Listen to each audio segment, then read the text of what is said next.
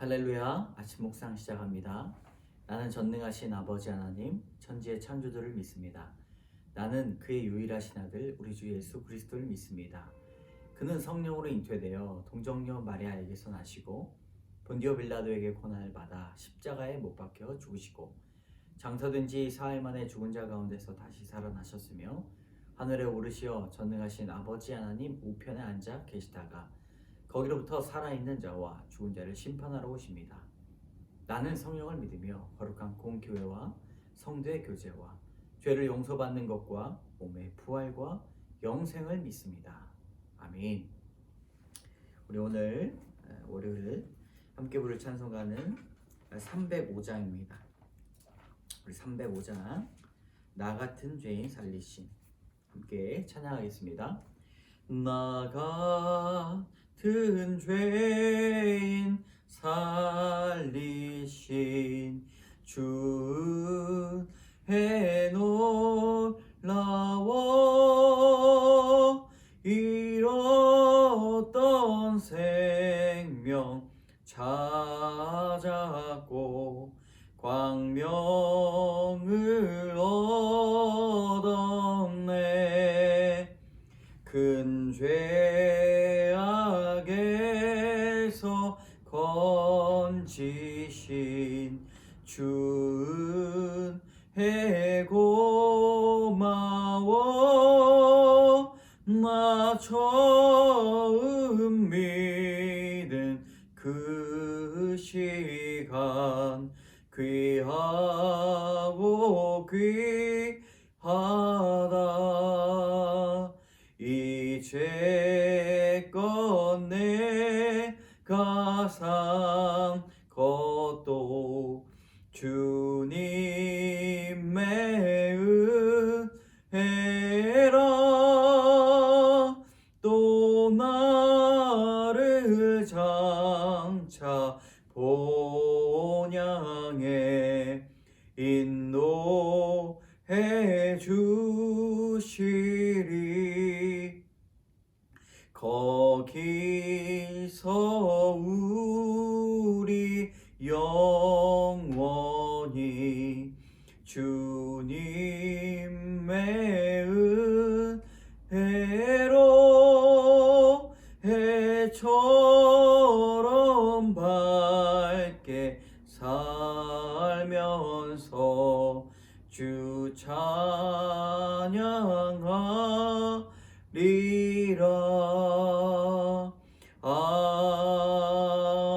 아멘. 아멘. 언제 불러도 참 은혜로운 찬양입니다. 오늘 우리에게 주시는 말씀은 마가복음 5장 35절에서 43절까지 말씀입니다. 마가복음 5장 35절부터 43절까지의 말씀 함께 한 목소리로 읽겠습니다. 아직 예수께서 말씀하실 때에 회당장의 집에서 사람들이 와서 회당장에게 이르되 당신의 딸이 죽었나이다. 어찌하여 선생을 더 괴롭게 하나이까? 예수께서 그 하는 말을 곁에서 들으시고 회당장에게 이르시되 두려워하지 말고 믿기만 하라 하시고 베드로와 야고보와 야고보의 형제 요한 외에 아무도 따라옴을 허락하지 아니하시고 회당장의 집에 함께 가사 떠드는 것과 사람들이 울며 심히 통곡함을 보시고 들어가서 그들에게 이르시되 너희가 어찌하여 떠들며 우느냐? 이 아이가 죽은 것이 아니라 잔다 하시니 그들이 비웃더라. 예수께서 그들을 다 내보내신 후에 아이의 부모와 또 자기와 함께한 자들을 데리시고 아이 있는 곳에 들어가사 그 아이의 손을 잡고 이르시되 달리다 굼 하시니 번역하면 곧 내가 내게 말하노니 소녀야 일어나라 하심이라. 소녀가 곧 일어나서 걸으니 나이가 12살이라. 사람들이 곧 크게 놀라거늘 예수께서 이 일을 아무도 알지 못하게 하라고 그들을 많이 경계하시고 이에 소녀에게 먹을 것을 주라 하시니라. 아멘. 오늘 본문을 요약하면 이 딸이 죽었다라는 말을 들은 회당장에게 예수님은 위로하십니다.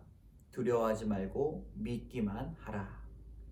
그리고 세 제자를 데리고 그 회당장의 집에 가서 울고 있는 사람들을 보시면서 이렇게 위로하십니다. 이 아이는 죽은 것이 아니라 잔다.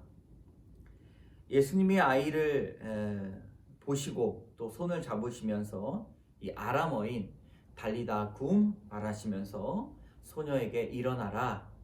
그리고 병을 치유하십니다. 이 죽은 것을 치유하시는 것이죠. 이를 본 사람들은 크게 놀랍니다. 오늘 이 달리다 굼 아주 유명한 이 말씀의 본문을 통하여서 우리에게 주시는 하나님의 교훈 두 가지를 나누어 보고자 합니다. 첫 번째, 두려워하지 말고 믿기만 하라. 이 사람은 누구에게나 두려움이 있습니다. 삶에 대한 두려움, 관계에 대한 두려움, 재정에 대한 두려움, 그리고 사랑에 대한 또한 두려움, 미래에 대한 두려움, 사람들에게 인정받지 못할 것 같은 두려움, 성공하지 못하는 두려움. 여러분, 사람들에게 인생 자체가 두려움이 됩니다. 태어나는 순간부터 두려움과 한판 승부를 해야 되는 것이지요. 두려움이 인생의 걸림돌이 되면 절대 안 될 것입니다. 여러분, 만약 두려움이 우리에게 걸림돌이 된다면 이 두려움 때문에 정신병을 얻기까지 하고 인생을 망칠 수가 있습니다. 예수님은 이런 영혼들에게 두려워하지 말고 믿기만 하라 라고 말씀하고 계십니다. 예수님은 이 두려움이 우리에게 참 큰 피해를 주고 있다는 사실을 알게 하십니다. 회당장에게 주시는 이 말씀이 오늘 이 시대를 살아가고 있는 우리에게 큰 묵상이 되기를 바랍니다. 우리 마음의 근본적인 두려움을 내려놓고 여러분, 우리는 주님을 믿어야 합니다. 두려움을 이길 수 있는 방법은 우리가 다른 것들을 얻는 것이 아니라 믿음으로 승부하는 수밖에 없습니다. 그런데 이 두려움에 참 큰 좋은 점이 있습니다. 그것이 무엇인지 아십니까? 주님을 만나면 영원한 자유함을 얻게 되는 것입니다. 이 두려움에서 영원히 자유로워질 수 있습니다. 여러분, 이것은 낙천적인 것 그리고 긍정적인 것과는 조금 다른 차원입니다. 왜냐하면 주님만이 그 두려움을 형통케 하실 수 있기 때문입니다. 그래서 자기 딸을 잃은 슬픔을 가진 회당장에게 두려워하지 말고 나를 믿으라 라고 하는 대안책을 제시해 주신 것입니다. 성경 말씀에 오직 의인은 믿음으로 말미암아 살리라 라고 말씀하고 있습니다. 예수님이 살아계신 하나님의 아들이라는 사실을 우리는 믿어야 합니다.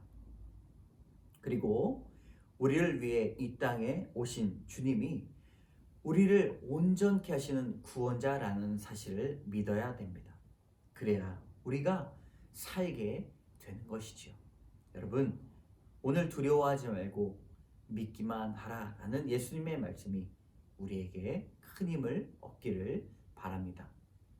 두 번째 교훈입니다. 달리다 굼. 이 달리다 굼이라는 뜻은 유대인들이 사용하던 아람어입니다. 이 말을 해석하면 소녀여 일어나라 라는 말입니다. 예수님이 그 소녀의 손을 잡고 일어나라 라고 말씀하십니다.